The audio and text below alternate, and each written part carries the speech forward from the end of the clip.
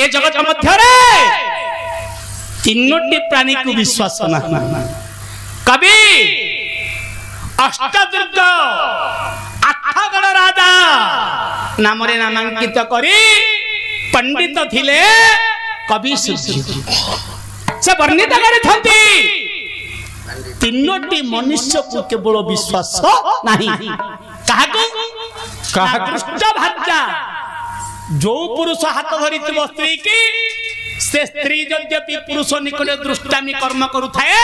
से स्त्री की केबे विश्वास नहीं दृष्टा भाजा सठ मैत्र जा सहित तुम